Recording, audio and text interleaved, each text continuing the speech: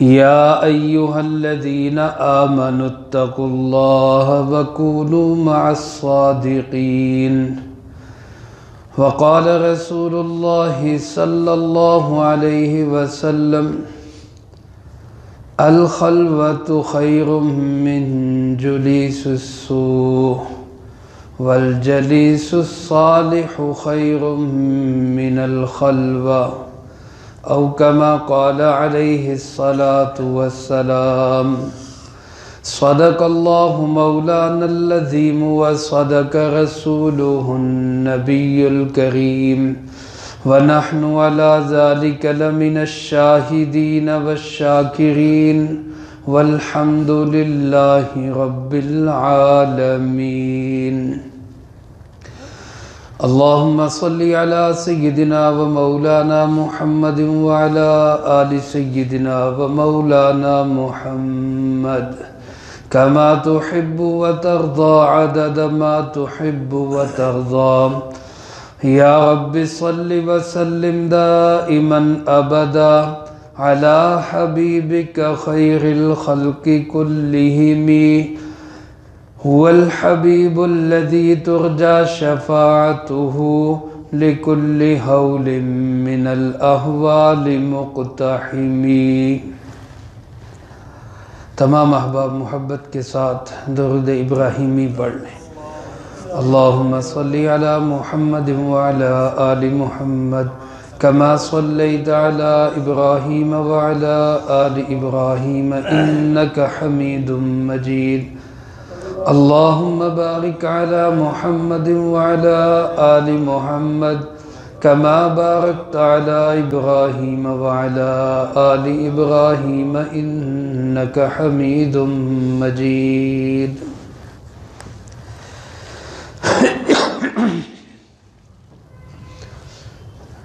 حضرات گرامی قدر، واجب الاحترام معزز بزرگوں، دوستوں، بھائیوں، عزیز طلبہ، شیخ سعدی رحمۃ اللہ علیہ نے اپنی کتاب میں ایک حکایت میں مٹی کی ایک بات لکھی ہے. کسی کیاری کی مٹی تھی، اس کو کسی بندے نے اٹھایا، اس مٹی میں سے خوشبو آ گئی تھی. تو اس آدمی نے اس سے پوچھا کہ اے مٹی، تیرے اندر یہ خوشبو کہاں سے آئی؟ تو اس مٹی نے جواب دیا کہ میرے اندر کوئی خوشبو نہیں ہے، میں تو ایک مٹی ہوں، لیکن میں پھولوں کی صحبت میں کچھ عرصہ رہی ہوں. میں پھولوں کے آس پاس کچھ عرصہ میں نے گزارا ہے، ان پھولوں کی خوشبو میرے اندر بھی پیدا ہو گئی ہے.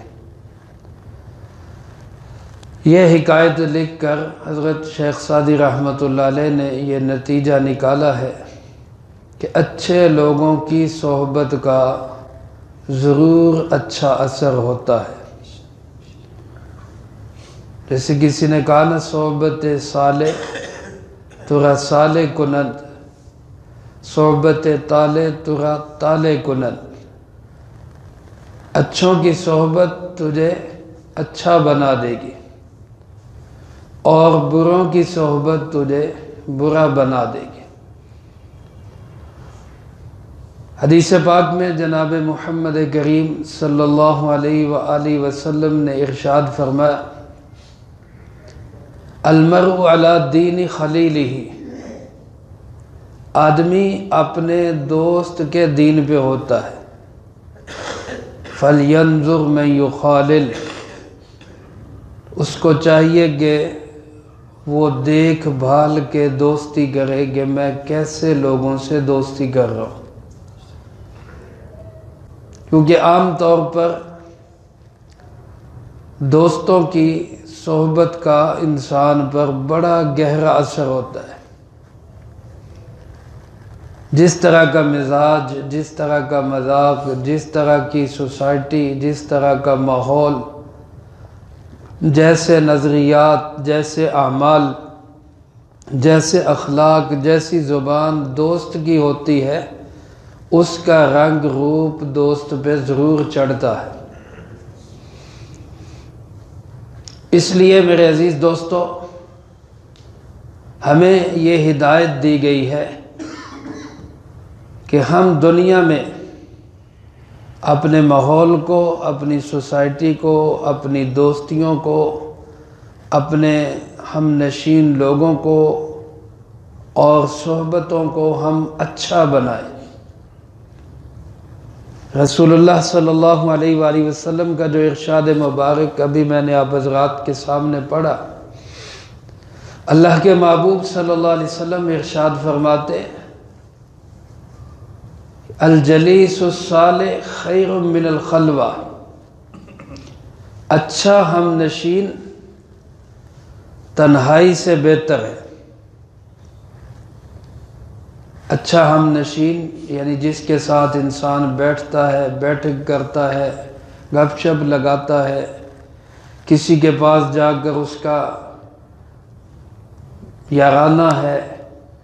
وہ فرمایا کہ یہ جو اچھا ہم نشین ہوگا یہ تنہائی سے بہتر ہے، کیونکہ تنہائی میں شیطان کا حملہ بہت ہوتا ہے۔ خلوت کے اندر جب انسان اکیلا ہو، تنہائی میں ہو، بالخصوص آج کل کے حالات میں جب انسان کے پاس موبائل بھی ہوتا ہے، تو اس تنہائی میں شیطان کے حملے بڑے سخت ہوتے ہیں۔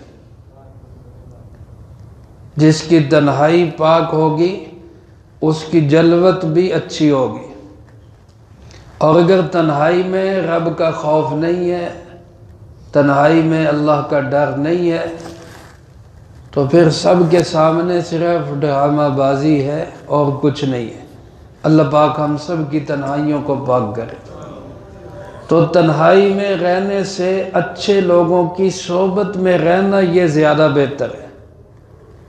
لیکن اگر صحبت، سوسائٹی، اگر آپس کی مجلس، بیٹھک اور جو دوستوں کا ماحول ہے وہ اچھا نہ ہو، بلکہ وہ برائی کا ماحول ہو، تو پھر اس سے بہتر ہے کہ انسان تنہائی میں ہی رہ لے۔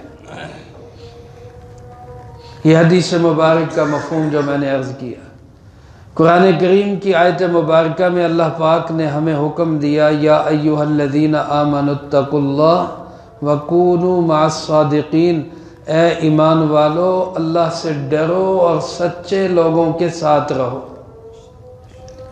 اللہ سے ڈرو اور سچے لوگوں کے ساتھ رہو۔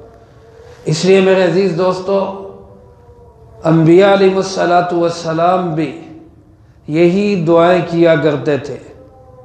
حضرت سیدنا یوسف علیہ السلام کی دعا قرآن کریم نے نقل کی ہے، فرمایا توفنا مسلما والحقنا بالصالحین، اللہ ہمیں اسلام کی حالت میں موت دینا، اور اے اللہ ہمیں صالحین کے ساتھ ملا دینا۔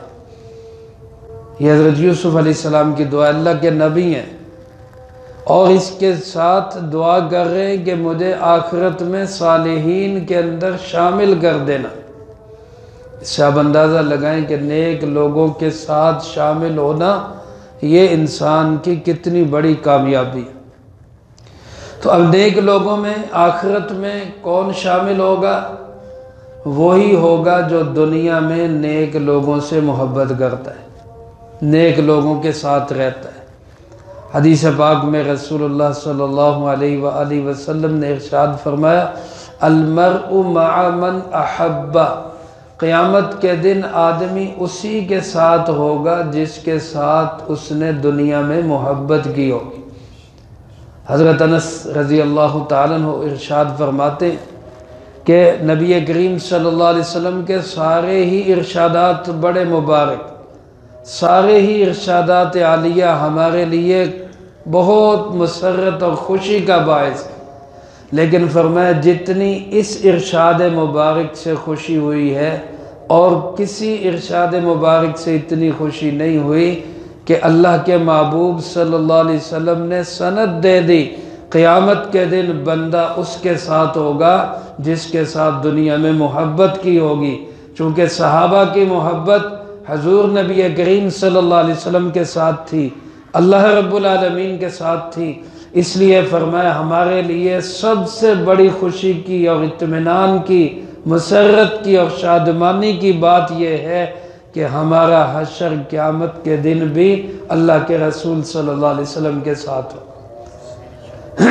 تو میرے محترم دوستو، ہماری محبتوں کا تعلق، ہماری عقیدتوں کا تعلق، ہماری پیار اور عشق کا تعلق بھی دنیا کے اندر اللہ کے ساتھ، اللہ کے محبوب صلی اللہ علیہ وسلم کے ساتھ اور اللہ والوں کے ساتھ ہونا چاہیے۔ اسی میں انسان کی دنیا آخرت کی نجات اور کامیابی، ورنہ وہ کیا کہتے ہیں کہ جب انسان خوشبو والوں کے پاس بیٹھتا ہے، بندہ خوشبو بیچتا ہو، بازار میں عطر بیچتا ہو، اس کی دکان پہ جا کے بیٹھتا ہے، اول تو دل کرے گا اور جیب اجازت دے گی تو کوئی نہ کوئی خوشبو خرید ہی لے گا، نہ بھی خرید سکے تو جتنی دیر وہاں بیٹھے گا اتنی دیر خوشبو سے دماغ معطر رہے گا، دل دماغ کو سکون ملے گا۔ اور اگر انسان جا کر بیٹھ جائے ایسی جگہ پہ جہاں لوہار کی بھٹی چل رہی ہے، لوہا گرم کیا جا رہا ہے، تو وہاں جا کر انسان کو کیا ہوگا؟ خدا نہ خواستہ کوئی چنگاری اڑے گی، کپڑے جلائے گی، جسم پہ گرے گی، جسم جلائے گی۔ اگر یہ نہ بھی ہو تو دھواں تو پہنچے گا ہی، وہ بھی نہ پہنچے تو جتنی دیر بیٹھا رہے گا بدبو سے، دھوئیں سے، اتنی دیر طبیعت تو خراب ہوگی، مزاج تو بگڑے گا۔ یہی مثال علماء نے لکھی ہے نیک لوگوں کی اور برے لوگوں کی صحبت کی۔ اللہ والوں کی صحبت میں جو انسان بیٹھتا ہے، نیک لوگوں کے پاس بیٹھے گا، اچھی مجلس میں بیٹھے گا، تو جتنی دیر بیٹھے گا کم از کم اتنی دیر تو دماغ معطر ہوگا، اتنی دیر تو روح کو سکون ملے گا، اتنی دیر تو انسان کی طبیعت میں اللہ اور اللہ کے رسول صلی اللہ علیہ وسلم کی محبت پیدا ہوگی۔ اور جو انسان برے لوگوں کی صحبت، غلط مجلس، غلط سوسائٹی، گناہ کا ماحول اور ناچ گانے کی محفل اور ایسی جگہ پہ جتنی دیر بیٹھے گا تو اتنی دیر گویا وہ اللہ کے غضب کے اندر بیٹھا رہا۔ اللہ پاک ہم سب کی حفاظت فرمائے۔ تو اپنی مجلسوں کو، اپنی سوسائٹی کو، اپنے ماحول کو ہم پاک کریں، اچھا اور پاکیزہ بنائیں۔ دیکھو میرے عزیز دوستو، وقت اس کا بھی گزر جانا ہے جس نے گناہ کی مجلس میں گزارا، وقت اس کا بھی گزر جانا ہے جس نے نیک اور پاک مجلس میں اپنا وقت گزارا، دونوں کا وقت۔ اور وقت بھی ایک جیسا ہے، یہ بھی نہیں کہ اس کے 2 گھنٹے نہیں 3 ہے، یہ بھی نہیں کہ اس کے 2 گھنٹے 2 نہیں 1 ہے، وقت بھی ایک جتنا ہی ہے، لیکن دونوں کا نتیجہ بہت مختلف ہے۔ اچھی صحبت میں بیٹھنے والے کا نتیجہ بہت اعلیٰ، بہت شاندار، بہت اچھا، اور بری صحبت میں بیٹھنے والے کا نتیجہ بہت غلط، بہت بھیانک، بہت خوفناک ہو۔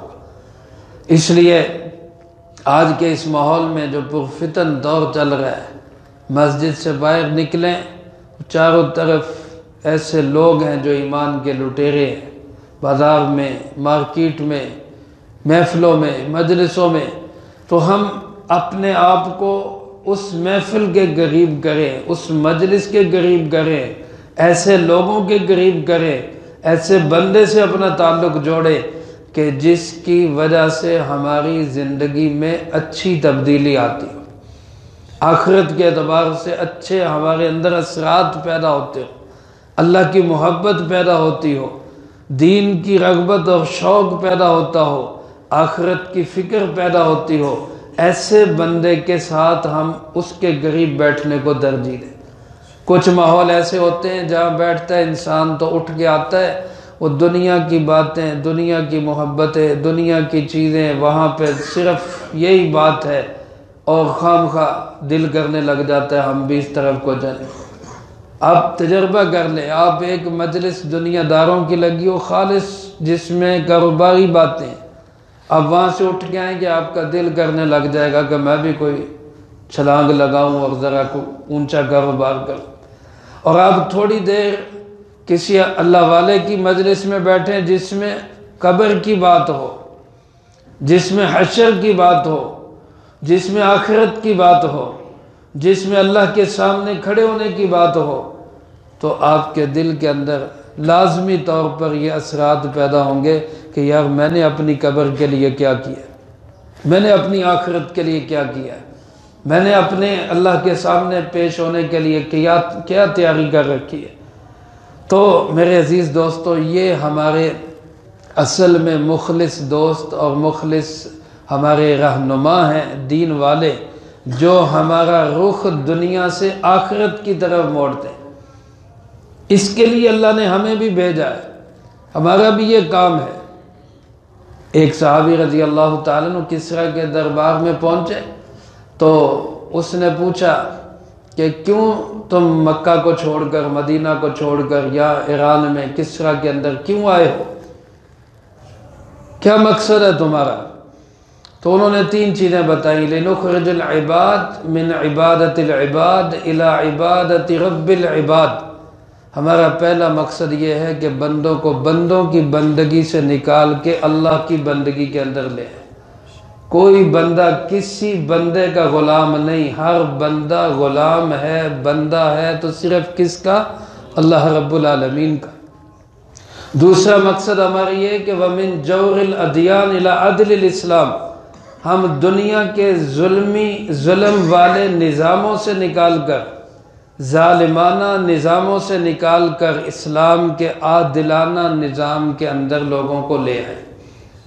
اور تیسرا مقصد ہمارا یہ ہے کہ وَمِن ضِيقِ الدُّنْيَا إِلَىٰ سَعَةِ الْآخِرَةِ، ہم لوگوں کو دنیا کی تنگیوں سے نکال کے آخرت کی وسعتوں کے اندر لے جائیں۔ یہ 3 مقصد میرے آپ کے بھی ہیں، اور یہ 3 مقصد جن لوگوں کی صحبت میں بیٹھ کے ہمارے دلوں میں پیدا ہوں، ہم ان لوگوں کی خدمت میں بیٹھیں، ان کی مجلس میں بیٹھیں، ان کی سوسائٹی اختیار کریں، جو بندے ہمیں بندوں کی غلامی سے نجات دلا کے رب کی غلامی میں لے کے آتے ہیں، جو ہمیں دنیا کے ظالمانہ نظاموں کی جکڑ بندیوں سے نکال کر اسلام کے عادلانہ اور رحمت والے نظام کے تحت لے کے آتے ہیں، اور جو بندے ہمیں دنیا کی تنگیوں سے نکال کے آخرت کی وسعتوں کے اندر لے جاتے ہیں، ہم ان کے ساتھ اپنا تعلق جو۔ اب ہمارے نظام کیا ہے؟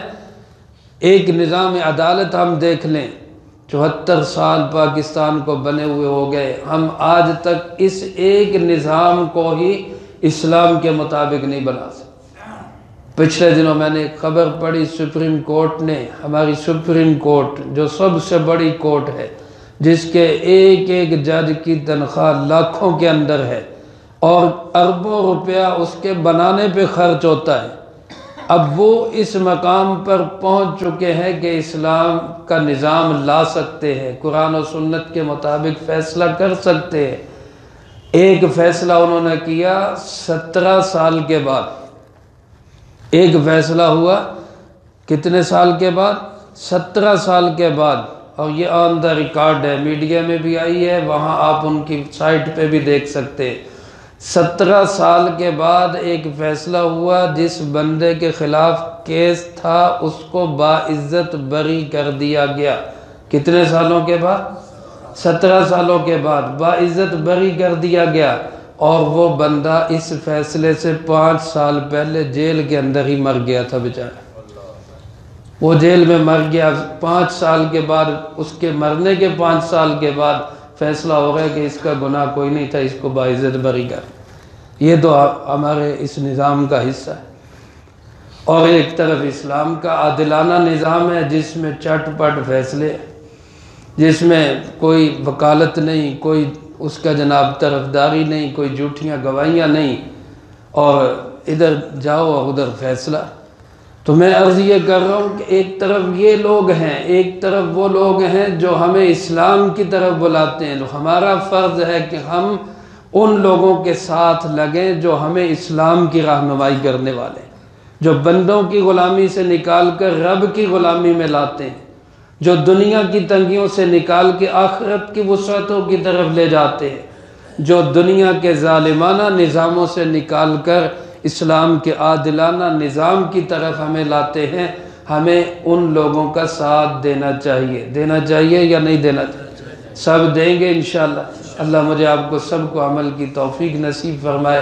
وآخر دعوانا ان الحمدللہ رب العالمین۔ سنت ادا فرمائے۔